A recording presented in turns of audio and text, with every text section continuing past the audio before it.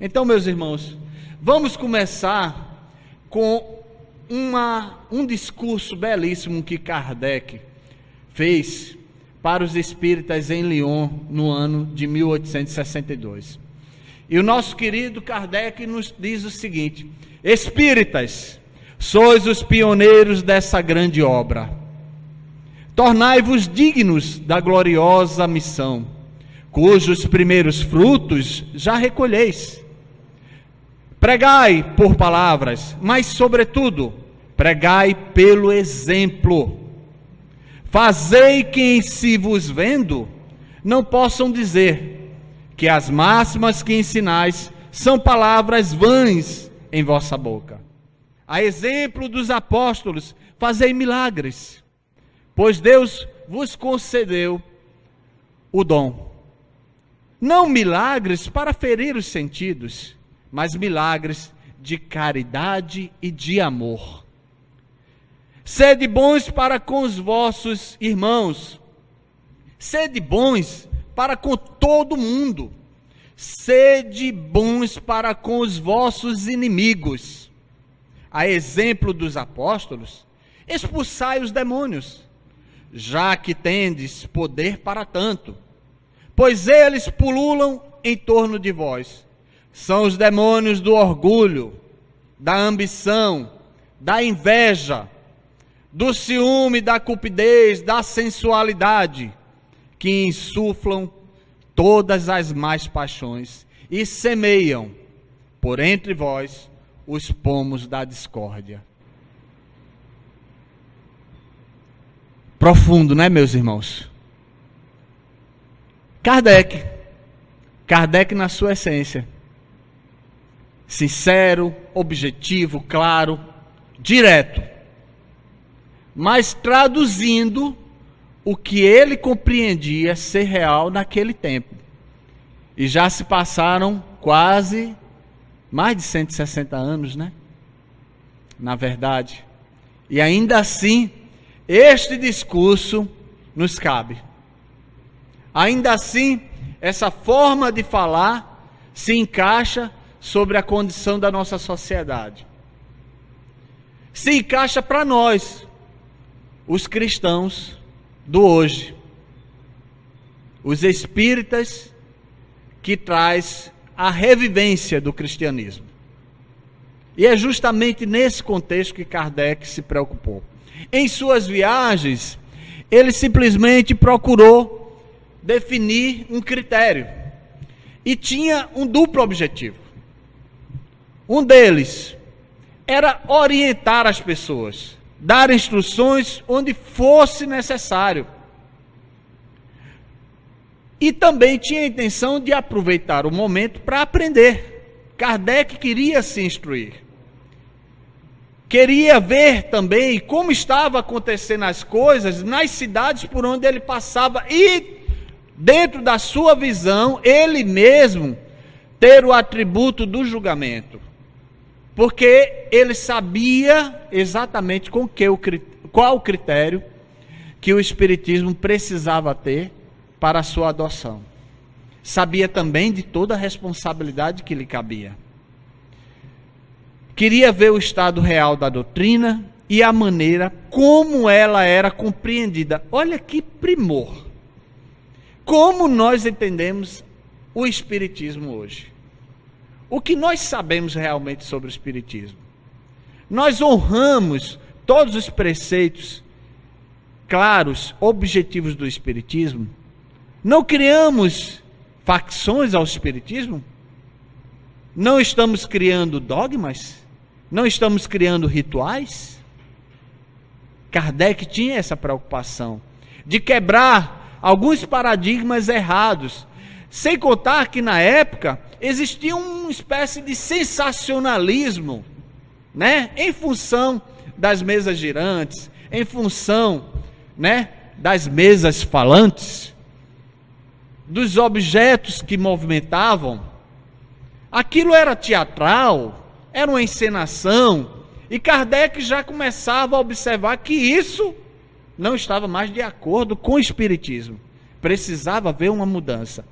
E aí, ele também pensou, não, mas para eu fazer com que as pessoas me compreendam, eu quero estar perto das pessoas. Eu quero ir até elas, dar um aperto de mão e dizer para eles pessoalmente o quanto eu sou grato por estarem compreendendo os propósitos do Espiritismo, por comprar essa ideia transformadora, renovadora. Eu preciso retribuir cada prova de amizade, carinho que todos estão me devolvendo com as cartas que estou recebendo.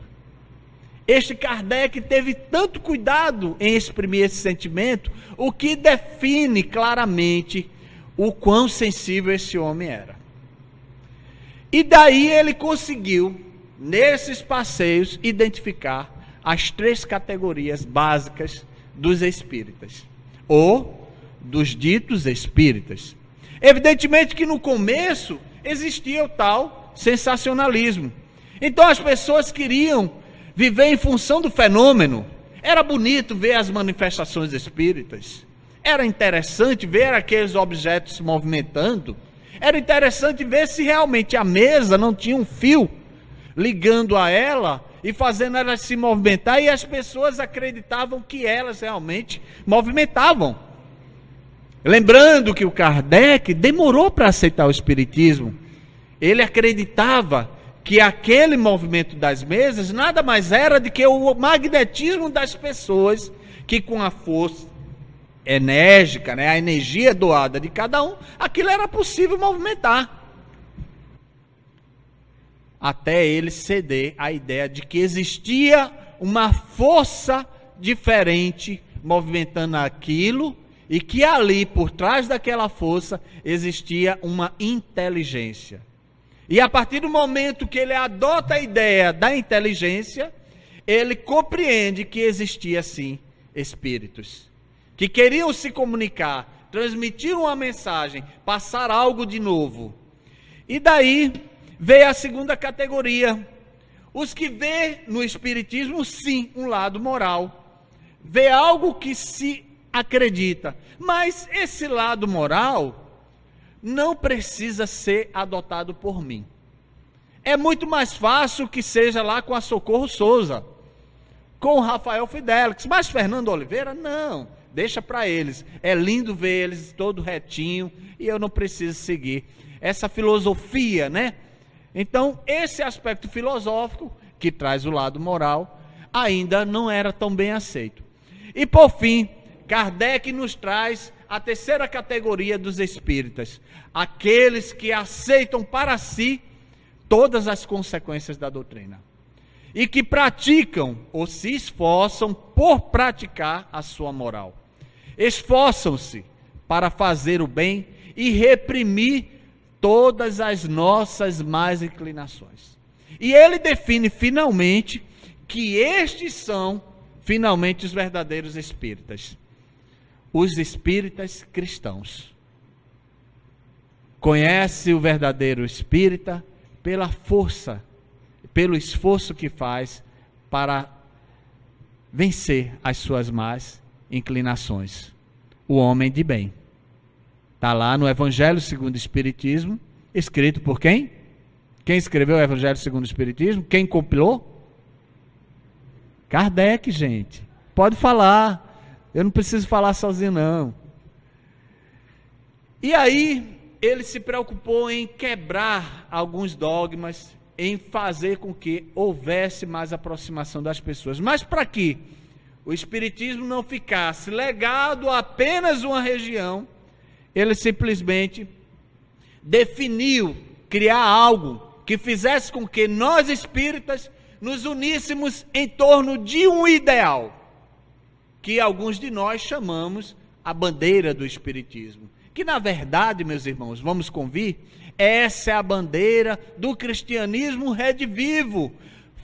Fora da caridade não há salvação. Sem a caridade não existe amor, não existe compaixão, não existe piedade, não existe nenhum perdão.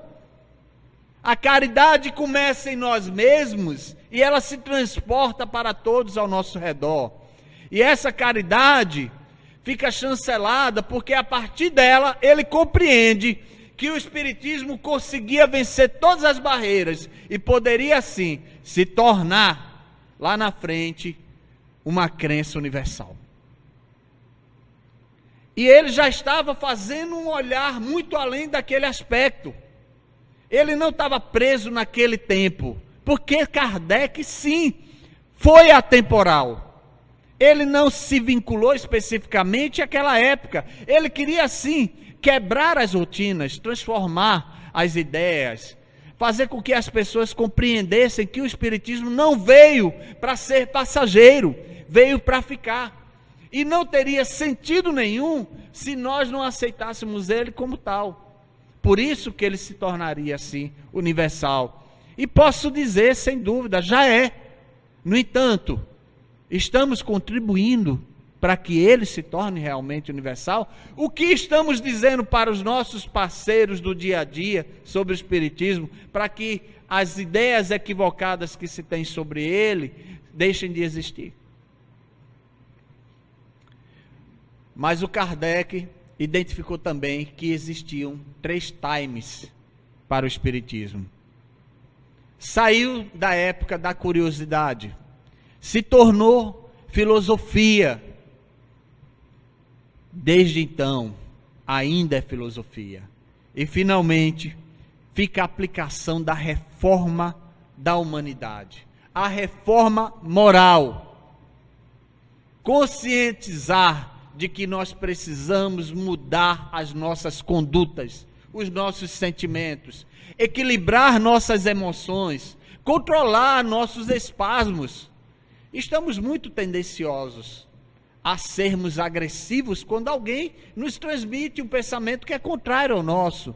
E por que não aprender a ouvir e calar e só dizer para o outro o necessário? Assim agiu Kardec. Evidentemente que ele tinha uma conduta muito firme, ele sabia o que dizer, porque ele tinha consciência da missão que lhe atribuiu Deus e Jesus, e ele precisava às vezes ser firme. No entanto, sempre muito cordato, muito educado, muito elegante na forma de defender a sua ideia. Ele não era ideológico, ele era objetivo. Mas se preocupou também com aquelas pessoas que eram contrários ao Espiritismo. E ele diz: um adversário do Espiritismo asseverou em certo jornal que o Espiritismo é cheio de sedições. E olha a conclusão de Kardec: ele não podia, malgrado seu, fazer maior elogio ao Espiritismo. E ele esclarece: dizer que uma coisa é sedutora é dizer que agrada. Que então lhe oponham a algo de mais sedutor para suprimi-lo, suplantá-lo. Façam, digam que o Espiritismo é sedutor, ótimo. Digam que o Espiritismo é interessante, é um caminho para a adesão, para aceitar um fato que é real. O Espiritismo é sedutor. E sabe por quê? Porque ele traz respostas que nenhum de nós vamos encontrar em outras doutrinas religiosas. Isso é muito claro. Mas ele também sabia que entre nós espíritas poderíamos também prestar um desserviço ao Espiritismo. Podíamos também ser os detratores do Espiritismo. Não ignoro, senhores, ter aqui muitos adversários, disse ele. Isso vos espanta? E, no entanto, nada é mais verdadeiro. Sim, aqui há os que me ouvem com indignação. Ele falando em palestra pública, aberto, sem entrelinhas. Não digo entre vós, graças a Deus, onde só espero ter amigos. Quero falar dos espíritos enganadores. Olha que interessante. Que não querem que vos dê os meios de os desmascarar, porque descubro as suas astúcias, e porque, pondo-vos em guarda, eu lhes tiro o domínio que poderiam ter sobre vós. Quando, enfim, Kardec identifica que há espíritos e que eles podem contribuir, tanto para o bem como para o mal da humanidade, aqueles que são contrários à doutrina espírita vão sempre combater a doutrina espírita. E é certo que muitos reencarnados fazem parte desses agrupamentos de espírito e que vão sempre combater o espiritismo. Porque o espiritismo esclarece, clarifica a nossa mente, nos traz uma verdade a qual muitos não conhecíamos. Faz a transformação da nossa vida. A tal respeito, senhores, vos direi que seria um erro imaginar que eles não exerçam esse domínio, senão sobre os médiuns. A preocupação dele com nós, médiuns. Há médiuns, sim, somos todos médiuns, assim afirmou Kardec. De alguma forma temos algum rudimento de mediunidade. E aí ele chama a nossa atenção. Ficais certos de que, estando em toda parte, os espíritos agem incessantemente sobre nós, espírita ou médium. A mediunidade não os atrai. Ao contrário, fornece-lhes o meio de conhecer o inimigo, que se trai sempre. Sempre ouvir bem, e que só abusa dos que se deixam abusar. É que só abusa dos que se deixam abusar. Enfim, quando Kardec diz que nós médiuns precisamos atentar para as investidas dos espíritas, eu diria um pouquinho mais. Tem pessoas que querem convencer de que estamos no caminho errado, que não compreendem o fundamento do espiritismo, que não entendem por que somos espíritas. Mas esse negócio de falar com o espírito não é coisa do demônio? Não, não é, porque demônio não existe. Kardec desmistificou isso lá no Céu e Inferno. E a gente compreende claramente isso, entendeu? Também ele se preocupou com uma coisa que é muito natural entre nós médios, a vaidade. E ele define, o espírito é suscetível. Há ainda aqueles cuja suscetibilidade é levada ao excesso, que se melindram com mínimas coisas, mesmo com os lugares que lhes é destinado nas reuniões. Se não os põe em evidência, com a ordem estabelecida para a leitura de suas comunicações, ou quando se proíbe a leitura daquelas mensagens cujo objetivo não parece oportuno na Assembleia. Alguns médios que querem se destacar, porque eu tenho um mentor espiritual de nome fulano de tal, um espírito de alto jargão moral e tudo mais, e Kardec se preocupou com esses médios, porque não tem sentido. E aí, não, mas olha, agora a gente não vai dar atenção para essa mensagem, vamos ver essa outra que tem um cunho mais educativo. Sim, mas e a minha não vai ouvir? Aí surge o melindre. Ou então, nas reuniões do cotidiano, quando a gente reúne os trabalhadores para discutir o problema do dia a dia, Kardec fazia isso também. Aí aquela pessoa que não é escutada já começa a se melindrar. E sabe o que ele afirmou sobre essas pessoas? Com eles estamos sempre pouco à vontade, temerosos de feri-los com as mais insignificantes ações. Olha que profundidade. Gente, isso não parece tão real no nosso cotidiano? No dia a dia a gente vê pessoas que agem dessa forma, nas nossas casas espíritas, no nosso dia a dia. E está aqui, Kardec traduz isso. Está aqui no livro A Viagem. Kardec deixa claro que a gente precisa atentar para isso. E aí, ele define, o Espiritismo mesmo assim ainda agrada. E por que agrada? Porque satisfaz a inspiração íntima do homem quanto ao futuro. Porque apresenta o futuro sob um aspecto que a razão pode admitir. Porque a certeza da vida futura faz com que o homem sofra sem se queixar das misérias da vida presente. Eu sofro hoje com resignação. Evidentemente que ele dá um ensinamento. Ele não diz, não sofra sem razão. Ele dá a razão. Sofra com resignação, porque o amanhã esse sofrimento passará. Porque com a pluralidade das existências, essas misérias de hoje têm uma razão de ser. São explicáveis. E em vez de acusar a providência divina, consideremos justas e aceitemos sem murmurar. Porque o homem é feliz por saber que os seres que lhes são caros não estão perdidos depois da morte. A morte não é o fim, diz Kardec.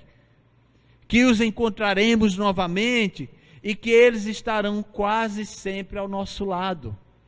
Isso é fato. Nós sabemos que os nossos entes queridos permanecem nos acompanhando, esteja onde estiver. Um só pensamento, uma simples oração, já nos aproximamos deles. Nós aprendemos isso no Espiritismo. Vamos praticar, isso é real, isso é fato.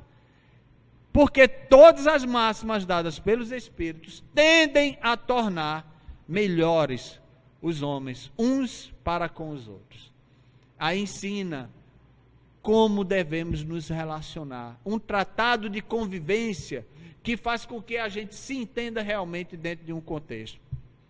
E Kardec chama mais a atenção da gente. Espíritas, despojai-vos o quanto antes de tudo, quanto possa ainda restar em vós do velho levedo, o velho homem.